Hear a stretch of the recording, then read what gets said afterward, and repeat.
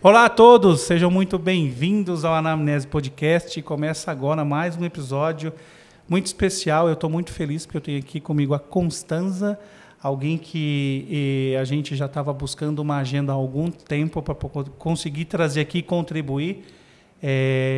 Obrigado. Eu te agradeço pelo convite, mais honra minha, eu acho.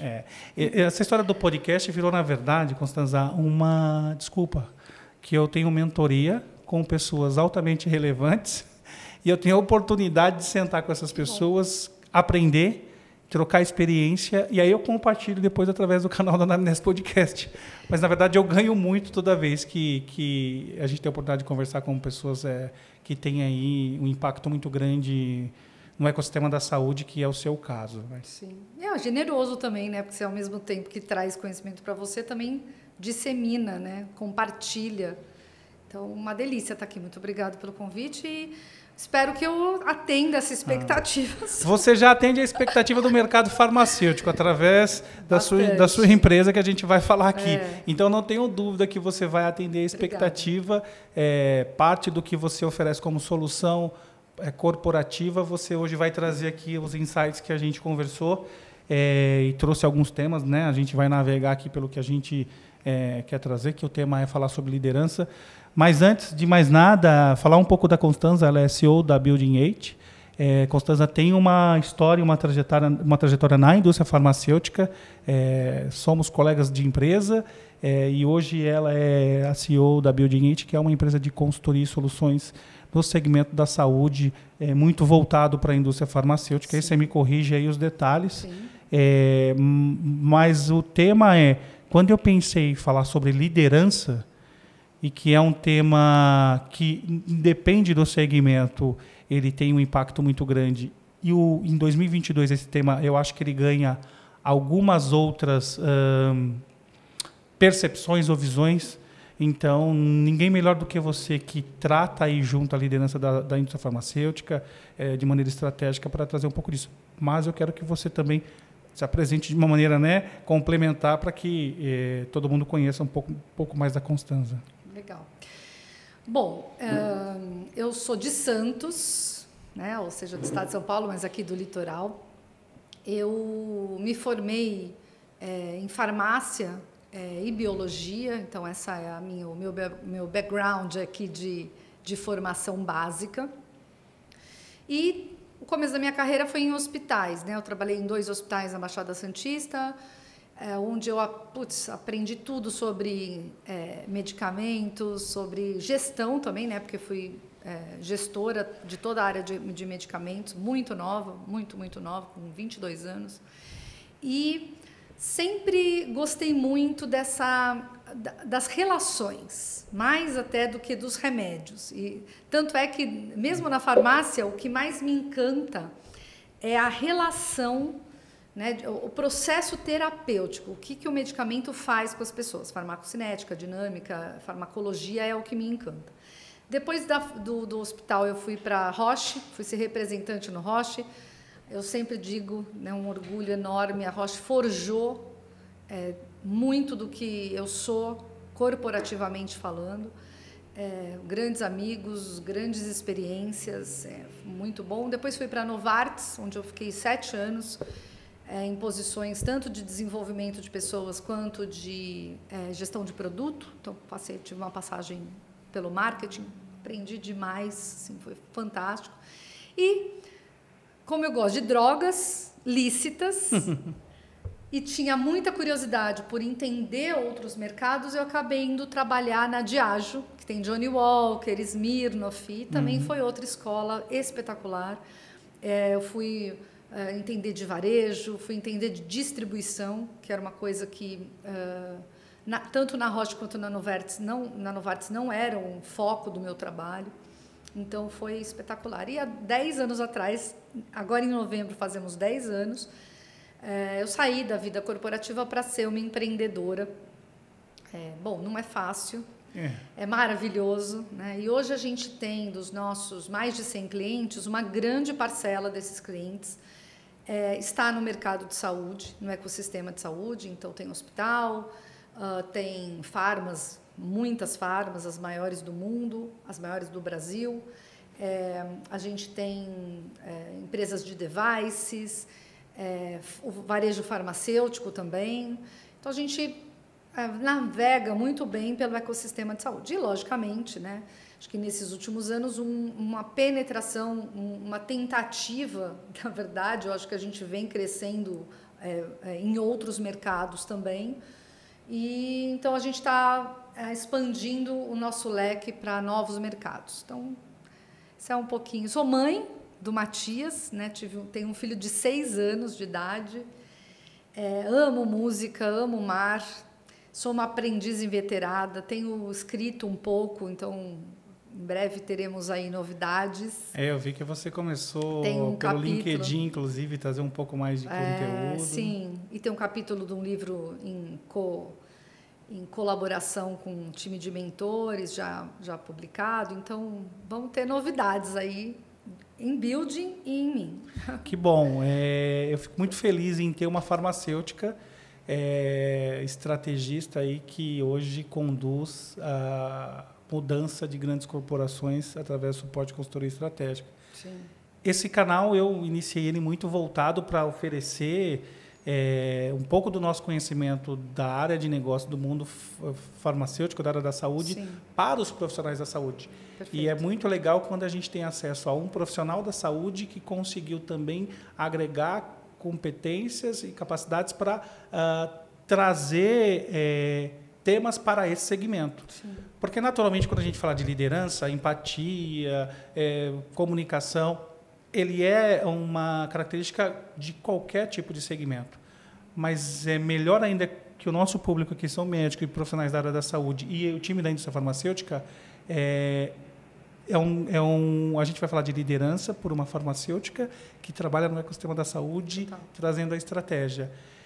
E quando a gente olha, né, Constanza, para todo o processo de desenvolvimento, globalização, digitalização, os mercados internacionais, segmento da saúde cada vez mais complexo quando a gente fala de fonte pagadora, de soluções inovadoras que tem também todo um desafio para chegar acesso ao paciente. Então, a gente tem que conectar todas essas pontas e fazer com que, ao final, o paciente tenha a melhor solução possível. Não é fácil. E você hoje faz esse olhar para que, lá no final, que me corrija se eu estiver errado, mas parte do teu trabalho é orquestrar estrategicamente as indústrias e os líderes para que as soluções sejam tomadas e chegue, no final das contas, o que todo mundo quer, que é levar o melhor para o paciente. E aí nós estamos falando de liderança. E eu te pergunto, né, com toda a tua experiência na indústria farmacêutica, você viu várias transformações acontecerem e participou delas e participa. Hoje, né, quando a gente fala de liderança no segmento da saúde, quais são as competências, quais são as habilidades hoje? Boa pergunta. O que o mercado está esperando? Uhum. Como é que a gente olha para isso? Sim. A gente teve também o adicional da nova maneira de trabalhar das multinacionais com parte dos times home office. Sim. Antes de responder, eu quero falar 2 coisas antes de responder essa pergunta. Eu acho que ter uma farmacêutica aqui extremamente técnica, porque eu sempre fui uma pessoa muito técnica, falando sobre competências comportamentais, mostra, né, um exemplo aqui agora de que as pessoas que estão em lugares onde a técnica prevalece também precisam desenvolver suas competências comportamentais. Então, como eu sei que esse podcast é assistido por não só a indústria farmacêutica, mas por donos de clínicas, hospitais, né, donos de pequenos varejos, grandes varejos, eu acho que eu sou um exemplo vivo de alguém que não deixou a técnica. Eu sou farmacêutica, sou bióloga, mas que adicionou competências de negócios, competências comportamentais a essa história. Acho que aí tem um primeiro segredo, respondendo já aqui uma ponte para a sua pergunta. Desenvolver as competências comportamentais passou a ser fundamental para um negócio crescer, ou para você viver seu propósito, sua ambição, não importa. Então, é muito importante, né? Outra coisa que eu queria dizer é que nos últimos 10 anos, apesar da gente ver o mundo da saúde evoluindo, em transformação, em maturidade digital, em transformação digital, ele cresce menos que quase todos os mercados. Então, em 2017, a gente tinha, de uma lista de quase 30, 35 mercados, a gente estava no 5º de baixo para cima, né? Então, uma maturidade, uma transformação final aí digital, né, acompanhando, baixa. Sim. Tá? E hoje, quase 15, né? 7 anos depois, a gente ainda evoluiu, mas ainda está abaixo da média de transformação digital, maturidade digital dos mercados. Perfeito. Tá? O que isso quer dizer?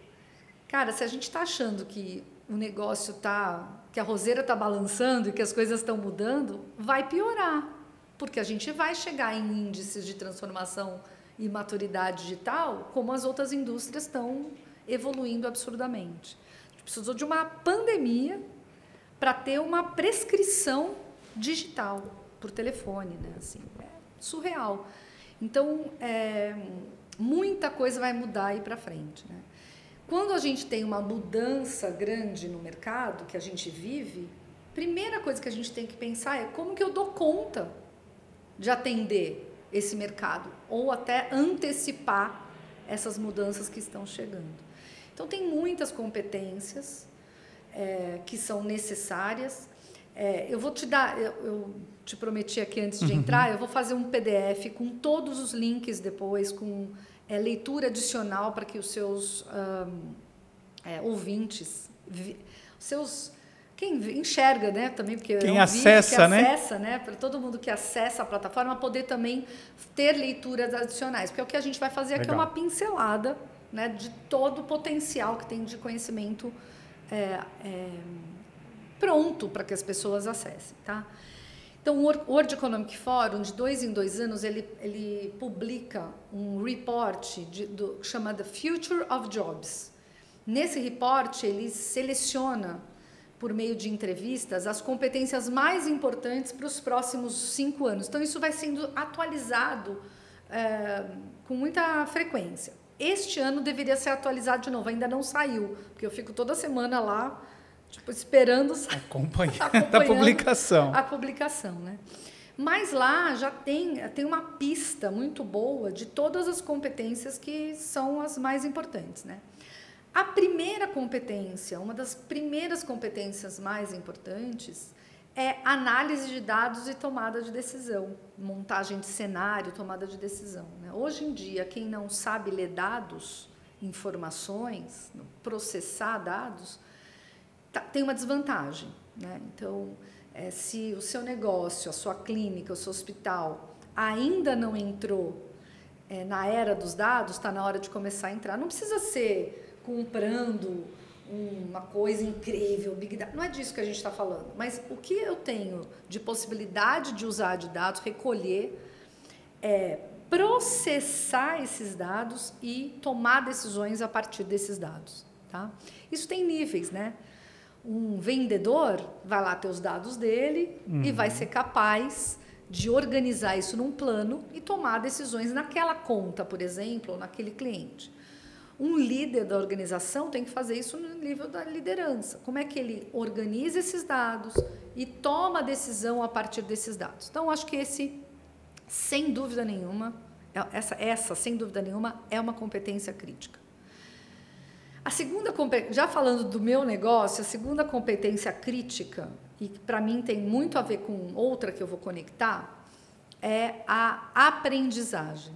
A nossa capacidade de aprender. Você não sente isso, Adriano? Eu sinto total. Eu vou te falar que nos últimos 3, 4 anos, a gente ouve, e dentro do mundo corporativo, muita coisa vira narrativa, vamos dizer assim, né? Sim, moda. Isso. E a gente, às vezes, não dá a devida atenção porque virou uma moda, como você comentou. Sim. Mas a tal história do desaprender para aprender, ela é tão verdade que, assim, quando a gente fala em desaprender, é desconstruir uma coisa que a gente sabe. É isso aí. E a partir do momento que você desconstrói aquilo e quebra e desarma, tira todos os filtros, você passa a ter uma outra perspectiva e absorver coisas que você não estava absorvendo antes. Então, eu tiro basicamente isso. Eu vi que quando... eu já sei. Não, você já sabia naquele momento, naquela hora, funcionava. Sim. Hoje, se você não desarmar, a lente mudou. Total. Você precisa mudar a lente, inclusive, para começar a ver diferente. Porque se você olha para tudo com a mesma lente, você tem uma tendência de selecionar até o que você enxerga. Sim, ali, às vezes, a solução ou a oportunidade está na sua cara, mas porque você está usando uma lente antiga, um modelo de enxergar antigo, você nem enxerga. É daí que nós erramos na nossa liderança. Isso ajuda a errar. Isso é um componente que ajuda a gente a errar. Então, nós estamos no momento de limpar o óculos, de trocar o óculos. Olha lá, aproveita e já dá uma limpadinha aí. Mas o World Economic Forum também traz que a gente não é o aprender aleatório. É estratégias, experiências e é uma aprendizagem ativa. Isso tem que ser um desejo. Eu tenho que entender que tudo que eu sei está passível de ser desarmado, como você falou, de ser desintegrado para que eu integre ou reintegre de uma maneira diferente. Isso que a Building faz. A Building ajuda as organizações a se transformarem em indivíduos, relações e a própria cultura por meio de iniciativas, estratégias, experiências de aprendizagem. Então, a gente é especialista nisso. Não importa o que a gente vai fazer com que as pessoas aprendam. A gente é especialista nesse formato. Como é que eu desenho as jornadas, as experiências para acelerar esse aprendizado? E também o desaprendizado, né? Para eu fazer a ficha cair que aquilo não vai funcionar daquele jeito. Você me falou uma coisa aqui que eu estou aqui há algum tempo tentando esperar o melhor momento para te interromper, porque me provoca muito o que você falou. E é muito do que eu acredito que precisa ser discutido. Você se colocou aqui e até pela nossa tratativa ao longo do tempo que a gente está conversando para organizar esse encontro aqui, mostra o quão planejada, organizada que você e você falou, olha, eu quero levar um conteúdo que a gente consiga realmente impactar as pessoas e levar mudança de comportamento, reflexão. Então, isso mostra muito. Por que eu estou trazendo esse ponto aqui? Que é o que você falou. Você, lá na sua formação, uma farmacêutica, muito voltada para a técnica. Total. Legal. Quando a gente olha para todos os médicos, profissionais da saúde, né, quando eu falo médico, que é o maior público, qual que é o principal balizador da carreira? Que, na minha opinião, e que eu tenho acompanhado e vejo, é a formação científica. Sim. Então, você tem toda uma estrutura de formação que ela é continuada. Por mais que faça pós-doutorado e tudo, sempre tem congresso, atualização, tal. Sim. Mas você trouxe uma coisa que é importante. Não adianta... não é que não adianta. Vou refazer a minha fala melhor. Quando tenho eu todas essas competências técnicas muito bem, porque é o que norteia a saúde. Sim. Quanto mais cientificamente eu estou preparado, tenho vários diplomas, formações, atualização. Então, sim, isso é indiscutível. Sim. Mas quando eu agrego um comportamento e uma característica de olhar para habilidades e competências de liderança, eu escalo uma coisa que você trouxe aqui, que é o meu propósito. Muito. Você concorda comigo? Sim, porque liderar é influenciar. E se eu tenho um propósito grande que precisa de gente para carregá-lo, eu não tenho outro jeito de fazer senão influenciando, engajando e trazendo gente comigo. Então, é impossível hoje você... Logicamente, é possível você viver seu propósito sozinho. Óbvio que é. Mas, no caso de um médico, né, que está super conectado com uma relação paciente-médico, clínica médico, hospital médico, não importa. É fundamental ele ter essa sensação de que ele é um grande influenciador, não importa se for de 5, de 10 ou dos pacientes, de quem quer que seja. E influência é liderança, né? Então, eu acho indissociável um bom médico não desenvolver, hoje, atualmente, não desenvolver capacidades de liderança. Acho indissociável. E olha que importante, porque para viver o meu propósito eu preciso impactar, e motivar, e liderar. o meu paciente, é o que você influenciar, né? Super. Acho que é o que você falou, o meu Super. paciente para aderir à proposta do que eu coloco como objetivo de comportamento Super. da saúde dele. Se eu sou diretor de um hospital, uma clínica, eu tenho uma gestão de uma equipe médica, a liderança o torna. Então, se eu tiver um corpo clínico com 10 acadêmicos altamente capacitados tecnicamente, mas não tiver uma liderança desse propósito, eu não consigo escalar o acesso que a gente vai dar para as pessoas dessa solução. Total. E eu vou dizer mais, assim, com o paciente, acho que a gente vive uma questão de coliderar esta relação. Porque antigamente, até pouquíssimo tempo atrás, vamos falar antigamente, até muitos lugares até hoje, o dono da saúde desse paciente, dos dados de saúde e tal, é o médico. O paciente, ele sofre as decisões que o médico toma. Isso está mudando. O paciente cada vez mais é dono da saúde dele. Ele é copartícipe até da tomada de decisão. Você fala, mas tudo bem, né? No anti-inflamatório. Não, no processo de cura de um câncer. Ele toma a decisão junto com o seu médico. Sim. Então, essa habilidades de negociação, habilidades de influência, de comunicação. Você fala, Constância, quero falar de comunicação. Vamos falar. De comunicação são muito importantes hoje para qualquer profissional de saúde que já tem uma formação técnica altamente valorizada, né? Então, é importante, sim, acredito. E outras competências, né, além da análise de dados, a aprendizagem também tem um viés importante que eu... Deixa eu te interromper, porque quando você traz análise de dados, eu também eu gosto muito de abordar do ponto de vista do médico, tá? Tá. Porque quando a gente fala de grandes corporações como a indústria farmacêutica, o grande varejo, distribuidoras, existem departamentos estratégicos que são apoiados e suportados por empresas como a sua, que podem trazer uma grande inteligência. E o médico, na sua maioria, é o empreendedor solitário que está ali no consultório dele, sim, construindo a solução e levando saúde para o paciente. Mas quando a gente... Por isso que eu gosto de trazer essa narrativa. Constanza, me dá um exemplo de como eu, por exemplo, que tenho uma clínica, tenho um consultório, atendo sozinho, em grupo, não importa, ali tenho o meu atendimento. Qual é a análise de dados, de maneira simplificada, que eu posso começar a estudar para tomar as minhas decisões? Então, por exemplo, a gente vai olhar para se eu tenho ou não uma rede social, quantos acessos eu tenho, quantas pessoas me perguntam... São esses dados que vão construindo. O paciente voltou para a consulta, não voltou para a consulta, há quanto tempo esse paciente não se consulta. Eu acho que existem dados que podem fazer com que o médico também enxergue melhor a percepção do que ele está fazendo, a continuidade de tudo isso. Porque é o que você falou, os dados a gente tem que gerenciá-los para tomar uma decisão.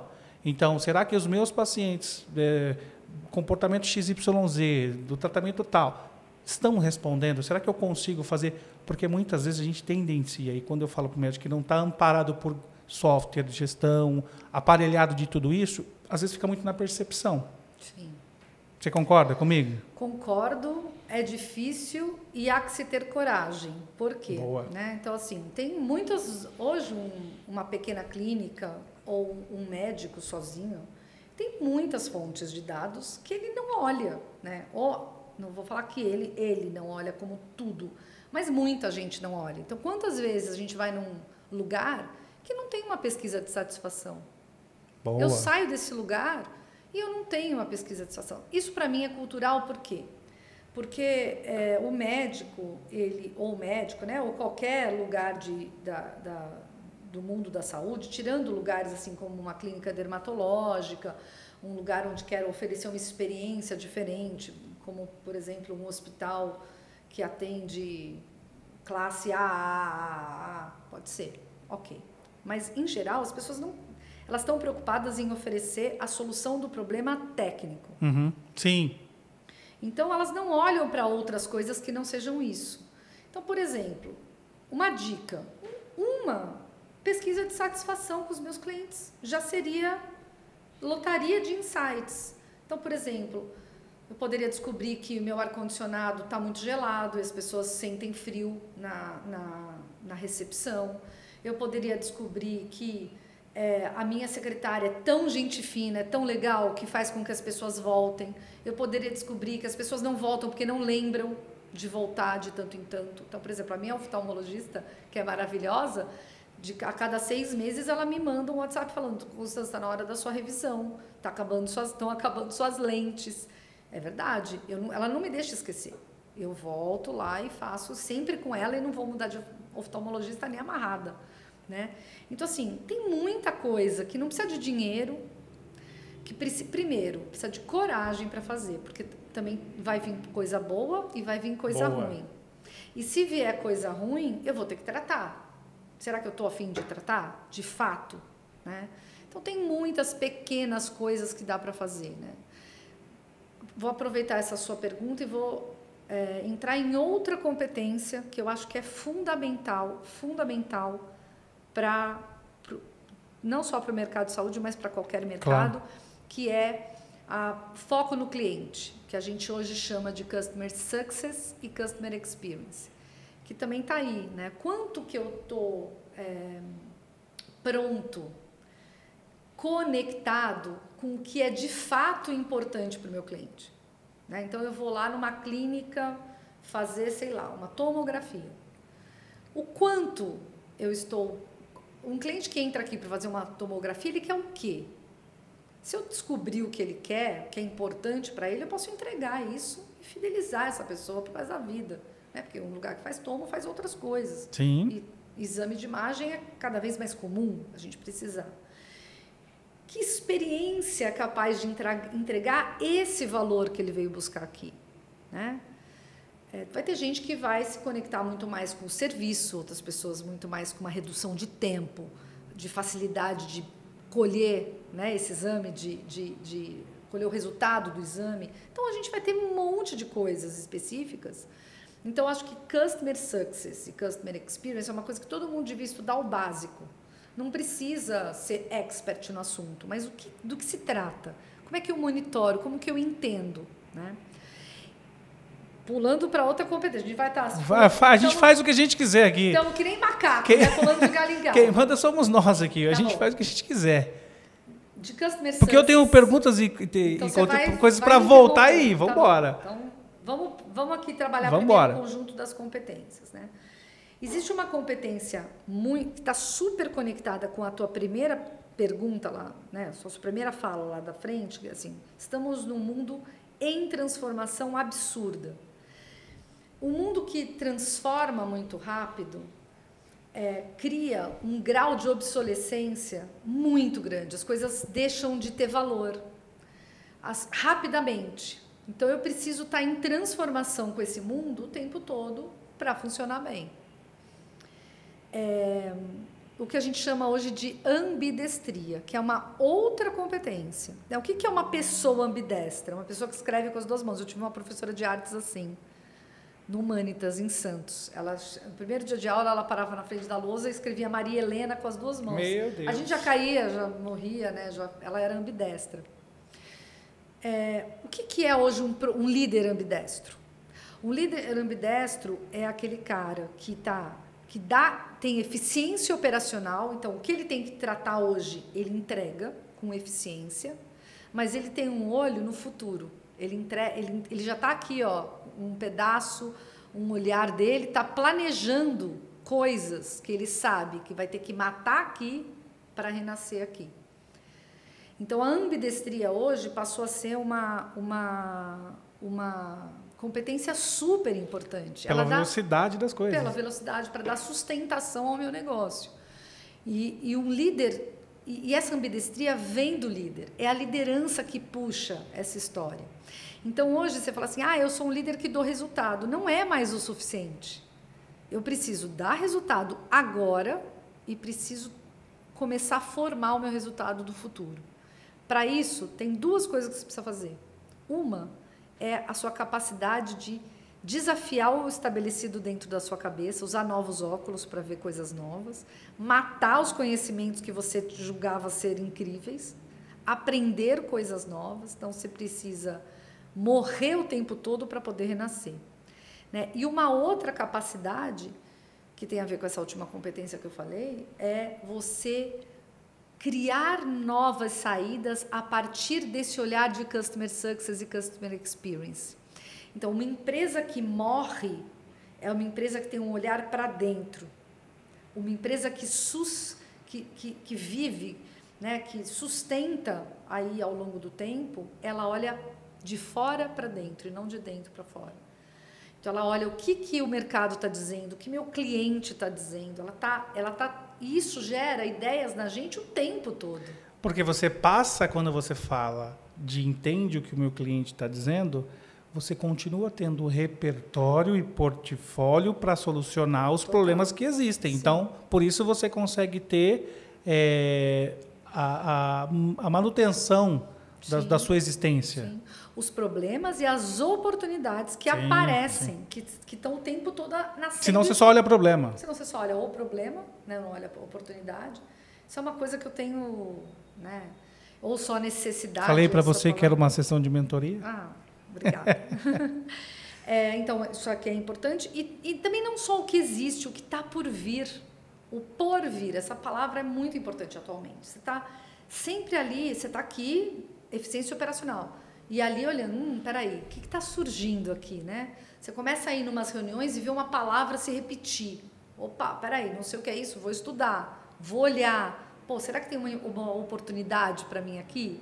Como é que eu me atualizo para surfar essa onda e não levar ela na cabeça, né? Quando a gente está no mar, sim. vem uma onda atrás da outra e na terceira, na quarta você não tem fôlego, o que acontece? Morre afogado. A gente está falando de alguma outra coisa, é surfar a onda em vez de sofrer essa onda na cabeça. Né? O que nessa tua fala, eu acho que tem uma provocação importante, que é, você hoje é uma das líderes, quando a gente fala nessa gestão estratégica. Levanta minha bola aí. Não, se eu tiver mentindo. Vou te ligar todo dia para você me falar essas coisas bonitas que você fala aí. Não preciso. O teu portfólio de clientes que você tem solução diz por si próprio. Eu te agradeço pelo reconhecimento. Mas é aprendizado. A gente não está todo dia conectado, mas a gente está aprendendo ali, nem que seja à distância. Sim. Qual é a perspectiva, né? Quando a gente olha, principalmente para a indústria farmacêutica, e agora olhando um pouco mais para a galera da indústria como um todo, dessas características de liderança. Você traz algo aqui. Algumas narrativas elas se encontram com perspectivas percepções do passado, entretanto, o momento atual traz uma mão na massa diferente. Uhum. Mas quando a gente olha hoje, o que as lideranças executivas da indústria farmacêutica, o que você vê como tendência para que as pessoas também se preparem para isso, para assumir a mudança de trajetória? Porque você fala uma coisa aqui que é importante. Não adianta eu entregar a solução do hoje, que isso acontece. Uhum. E o dinamismo da comunicação ela é muito grande. A digitalização virou uma enxurrada ali, sim. Só que nós estamos dentro de grandes corporações e quem faz a mudança são as pessoas. Sim, a gente é uma corporação de gente, né? Exatamente. Não de produto.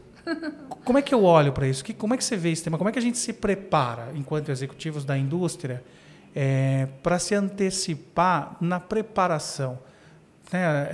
Soft skills. Porque a competência técnica ela é treinável. Sim.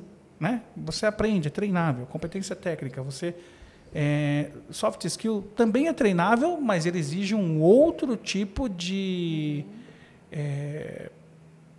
vontade, determinação para você conseguir entregar uma competência ali de soft skills. Essa pergunta é complexa, eu acho. Né? Não, se fosse fácil, eu fazia para outra pessoa. É você aqui que eu trouxe. Obrigada.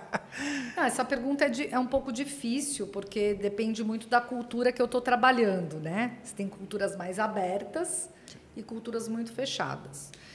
Eu acho que, aqui, assim, de bate-pronto, cenários complexos como o que a gente tem vivido, né? Quer dizer, não tem uma causa específica, né? Tem uma multicausa, uma causa difusa, precisam de muitas perspectivas para resolver esse cenário. Então, a primeira coisa que eu, como líder, né, que eu, como consultora, sugeriria para um líder é abrir mão do eu sei tudo e do comando e controle. Comando e controle. A primeira coisa. Por quê? Quando eu estou diante de um cenário complexo e eu sei tudo, eu resolvo tudo, eu tenho comando e controle total, a chance de eu solucionar é muito pequena, porque eu só tenho uma perspectiva para olhar para aquilo, mesmo que eu seja uma pessoa ultra inteligente, ok? Então, a minha primeira dica é incluir perspectivas. Incluir perspectivas, conversar com o maior número de pessoas, trazer as pessoas para co-construir soluções. Então, eu passo a ser um líder maestro e não um líder que toca o violino. Eu trago gente para trabalhar comigo nisso. Né? Eu influencio e também ouço, porque aí também tem uma coisa de humildade que entra aqui. Né? Que eu sei do meu valor, mas eu estou disposto e eu tô crente de que a soma das partes é muito maior que eu, infinitamente maior que eu. Então, a solução, quando vem desse lugar, ela é mais poderosa. Né? Há uns anos atrás, antes de começar a pandemia, existe um congresso mundial de treinamento e desenvolvimento nos Estados Unidos. O maior, tem na Europa também, mas o maior é nos Estados Unidos, chama ATD, que é o Congresso Mundial da Associação de Desenvolvimento de Talentos americano. E eu tive a oportunidade de estar na mesma sala que o Obama, eu e 30 mil pessoas, tá? Não foi só eu e ele, infelizmente, né? Que poderia ter tido uma conversa, até feito essas perguntas para ele. E ele contou uma passagem que eu vou te contar aqui, que ele falou o seguinte, que lá na sala oval, quando eles estão tomando decisões, que na mesa que a gente vê, ele fica sentado na ponta, e na mesa ficam os generais, eu não sei como chama ministro lá, mas enfim, o povo lá que manda na coisa toda junto com ele, na mesa. Os donos do jogo. O dono do jogo. E atrás, a gente já viu isso em filmes, é muito comum, ficam as cadeiras com os assessores dessas pessoas, ou algum influenciador que eles tragam, alguém que domine aquele assunto. E é muito comum em filme você ver esses caras aqui, ó, né, acontece alguma coisa, eles falam aqui no ouvido, eles não têm uma voz. E o Obama diz que quando ele tem uma decisão muito importante para tomar, que ele dá voz para quem está na cadeira. Ele cala quem está no centro e dá voz para quem está na cadeira. Por quê? Porque existe uma máxima que geralmente as grandes soluções elas vêm da periferia, elas não vêm do centro. Porque no centro eu tenho o ego, eu tenho uma crença muito forte de que eu estou certo, eu tenho talvez um modus operandi menos inovador, então eu sempre vou repetir ali as mesmas. E para mim, cada vez está mais claro que um líder ele não precisa ter este comportamento da repetição, ou da crença muito forte, ou eu sei tudo. Ele também pode ter um comportamento periférico, um comportamento de quem escuta, quem está vivendo o problema. Né? Então, acho que a primeira coisa que eu diria é esteja pronto para abandonar a tomada sozinha de solução e esteja pronto para gerenciar o seu comando e controle. Ali, no comando e controle, a tendência é sempre repetir a mesma solução e a gente não encontrar novas soluções para problemas verdadeiros. Respondi. Não, é demais. Eu estou aqui na boa essa cena, né? Não, é muito conectado com algumas situações do momento, particularmente que eu acompanhei em empresas. Então, assim, é muito conectado com o momento. E, recentemente, em uma das conversas aqui, conversando com o executivo, e ele me trouxe o seguinte: muitas vezes a gente critica quem traz problema e tem uma narrativa de que me traga o problema e me traga uma solução. Essa é uma narrativa que foi muito usada e é muito usada. Ele falou, eu penso diferente. Ele falou, às vezes aquele cara é bom só para apontar o problema. E está tudo bem, porque ele está me trazendo o problema. Né? Então, se o líder consegue ouvir aquele cara que está apontando o problema, está desarmado do comando e controle e do ego, ele consegue encontrar aquele outro que é muito bom em solucionar o problema. Então, volta aí o papel da liderança em encaixar as pessoas. Então, acho que isso vai muito ao encontro do que você traz. E tem a questão do dinamismo da informação e tem a questão do dinamismo do negócio tempo real, que é eu preciso entregar o resultado. Aonde a cegueira do comando e controle passa à frente, muitas vezes, porque eu preciso entregar e eu não me abro para isso. Mas você me respondeu muito com o que eu vejo de cenário. Você trabalha numa organização que mudou o modelo de gestão, de um modelo comando e controle para um modelo de autogestão. Acho que vocês estão no caminho, né, para conseguir resolver isso. A gente também na Build tem feito um esforço para melhorar o nosso modelo de gestão, indo para a autogestão. A gente está no caminho, a gente não está longe de chegar lá, sociocracia, né, e olhar para outras formas, mas me parece que é uma forma mais moderna, não só moderna, mas talvez mais contemporânea de trabalhar. Cada vez a gente tem menos gente para dar conta de mais coisa. E aí, quando você tem menos gente para dar conta de mais coisa, o que você tem que ter? Você tem que ter todo mundo pronto para tomar decisão. Você tem que ter todo mundo pronto para dar boas ideias. Você tem que ter todo mundo pronto para ser capaz de identificar oportunidades. Então, assim, cada vez mais, eu acho que essa é a saída. Ir para um modelo com menos comando e controle. Você fala assim, Constanza, mas eu vou ter um pouco comando e controle com uma pessoa que acabou de chegar na organização? Não, ali você pode ter comando e controle. A pessoa não sabe. Você deve ter em alguns determinados papéis. Lógico, né? São momentos diferentes, né? Mas, no geral, você vai minimizando isso. Então, acho que essa é uma boa saída. E tem um tema que está aqui no nosso, nessa pauta que a gente foi construindo, que a gente colocou os tópicos aqui, e você viu que vai e volta no que a gente estava ali falando. O importante é que as pessoas entendam. Sim. Né? Sim. Cuidar de pessoas. Líder é cuidar de pessoas. Sim. Né? A liderança está ali em cuidar das pessoas. E aí, como eu organizo o meu autocuidado? Né? Afe, Maria, está perguntando para mim? Para você. Nossa, como é que esse líder olha para tudo isso? Porque assim... Eu não sou a melhor pessoa para falar nisso, porque eu sou bem... Eu tenho esse viés de que eu amo muito o que eu faço e trabalho feito uma louca. Né? Mas eu acho que esse é um desafio atual. E é um desafio para quem ama o que faz. Porque quando você ama muito o que você faz, você trabalha o tempo todo. Você está vendo um filme em casa... E tá, nossa, essa cena, putz, naquela conversa com o Adriano, cara, eu vou levar essa cena. Aí você já anota, já para o filme, né? É assim, então, assim, a gente precisa mais do que nunca ter uma vigilância para nós mesmos, porque senão fica estafante. A gente vai, parece que não para nunca, né? Um desafio, eu acho. Eu, além disso, eu sou mãe. Sim. De um menino de 6 anos. Então, é assim, ou eu estou trabalhando ou eu estou sendo mãe.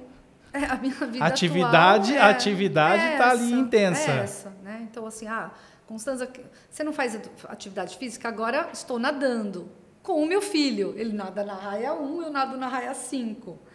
Né? É difícil, e eu vou falar... eu acho que esse é um tópico, Adriano, que precisa pôr meta que nem vendas. Legal. O que me faz bem? Eu quero fazer cerâmica. Cara, vai fazer cerâmica.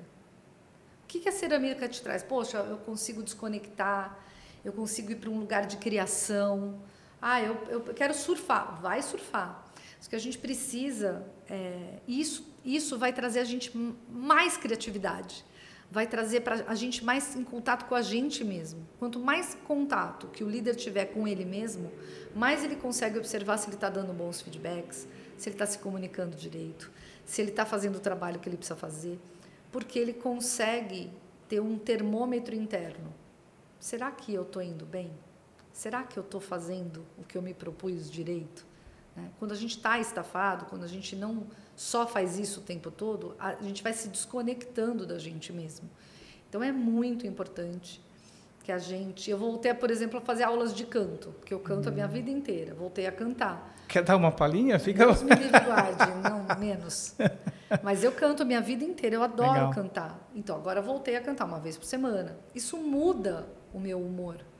Né? Eu tenho lição de casa, todo dia...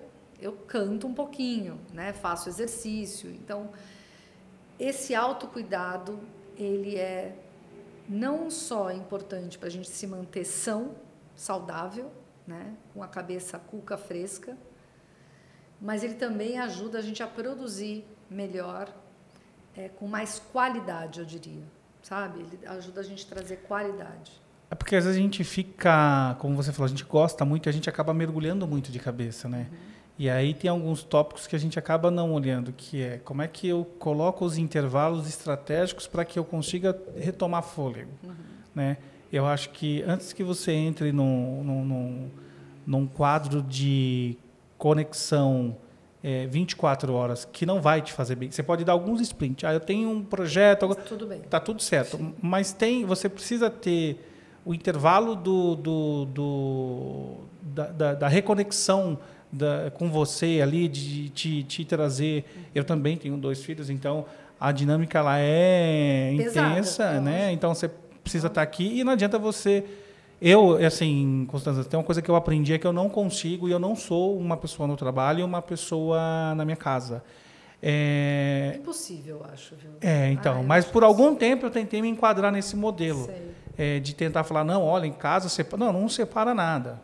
Você é a mesma pessoa, porque emocionalmente aquilo que não te traz conforto te leva para o desconforto para sua casa. E hoje, dependendo do teu contexto, você está com o trabalho dentro da tua casa, né? Porque você está no home office. O contrário é verdadeiro. Então, se você tem uma conquista, né, que depois eu queria que você falasse de celebrar as pequenas conquistas, o quão importante isso você vai para casa feliz. Total. Né? Então, sem dúvida nenhuma. Tem uma coisa nessa questão, assim, né, que a gente aqui está falando de uma desconexão total com o trabalho. Você tem que ter um tempo que você não... Mesmo que você trabalhe às 8 horas, que eu estou falando, que às vezes a gente, mesmo não estando na frente do computador, a gente está lá com a família jantando, mas a gente está com o pensamento no relatório. A gente está com o pensamento não sei aonde. A gente perde até as coisas que as pessoas estão falando no negócio, dá vontade de falar, repete aí um pouco. Então, essa desconexão, a gente precisa criar momentos, e não é estar conectado com o filho, também não vai te descansar, também não vai te trazer uma outra perspectiva. Mas o que é que a gente pode fazer que faz com que a gente desconecte com a gente? Né? Outro dia eu estava vendo uma artista, nem lembro o nome dela, Giovanna Antonelli, dizendo num podcast que alguém perguntou para ela assim, o que você faz por você? Ela, eu vou jantar com meu... Não é jantar com seu filho, com seu marido. O que você faz por você? Eu vou... Não é isso. O que você faz por você? Como é que você cuida de você? Né? Então, eu acho que isso é super importante. E para o líder mais. Para o líder mais, se expor a coisas novas. Super importante. Se você sempre faz o mesmo caminho para ir para casa, experimenta fazer um caminho novo. Experimenta... Eu gosto só de pagode, só escuto pagode. Escuta uma sinfonia um dia. Se expõe a coisas novas. Né? Um sabor. Eu não como, sei lá, tal coisa de jeito nenhum. Um dia, por exemplo, eu não como beterraba. Esses dias eu comi uma beterraba frita e assada, que eu falei, meu Deus, fiquei apaixonada por beterraba, né? aos 51 anos. Então, assim, isso é muito importante. Isso tira a gente. Essas pequenas coisas tiram a gente dessa loucura que a gente vive então precisa ter, acho que o líder principalmente. Olha que incrível, eu confesso para você que acho que a gente vai horas e horas aqui conversando nesse bate-papo, não tenho dúvida que a gente pode trazer outros temas aqui, mas eu queria a tua consideração assim, né, de tudo que a gente falou aqui, o que você julga que fica como um recado mais importante que a Constança quer trazer para 2022 para o ecossistema da saúde, para a indústria farmacêutica, para os profissionais de saúde, qual é a tua consideração aí? Claro, a gente vai aqui ao papo que a gente que lidera o tempo e o tema. Sim. Mas como eu também tenho que respeitar a sua agenda... Lógico, vamos lá.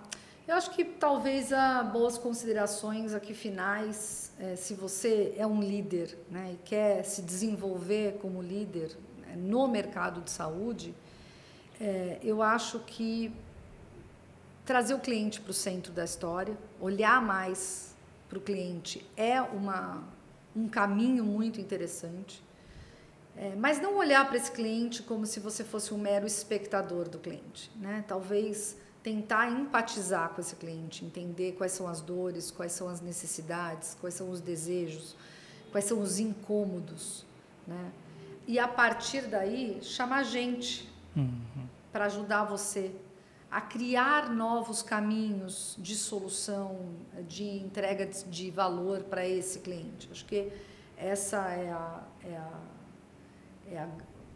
talvez ajude você a performar melhor hoje, porque você vai corrigir rota, corrigir problema, e ajuda você a criar novos serviços e valor para o que está chegando aí e para o que está aparecendo, né? Acho que essa é uma boa sacada. E olhar para as pessoas que você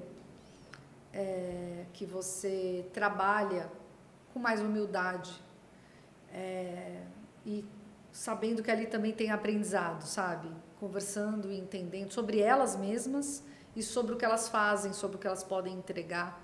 Então, acho que aqui tem uma lição de humildade muito grande para a gente ter hoje na liderança.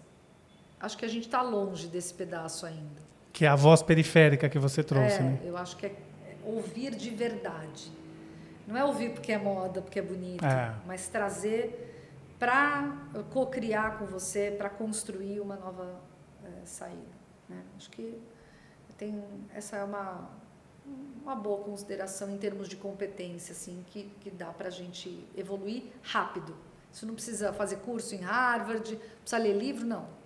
É um exercício fácil. Fácil é desafiador, mas ele é rápido. Você pode fazer... Ele não é complexo. Não, você pode fazer amanhã. Pode começar a fazer amanhã. Não é fácil, talvez, mas é simples. Sim. Muito bom. Constanza, quero te agradecer muito por esse bate-papo, por essa sessão de mentoria que eu tive aqui. Naturalmente, nós vamos deixar todos os canais de comunicação. Quem quiser se conectar com a Constanza, com a Build 8, entender um pouco mais e chamar ela para conversar, para bater um papo, vai ficar disponível aí todos os acessos da Constanza para trocar informação e também para a gente deixar o link aí quando tiver esse material que você vai produzir que suporta essa conversa aqui. Tá, e é uma leitura amigável, Constanza consegue traduzir muito. Não adianta a gente trazer complexidades, né? É o que você trouxe. Tem exercícios que são simples, que não precisa de mais nada, a não ser da nossa vontade de fazer. Exatamente. Mas precisa estar determinado a olhar com o coração aberto para algumas coisas, sim, porque senão você não vai ter impacto. E é o que fica aqui quando você fala, né?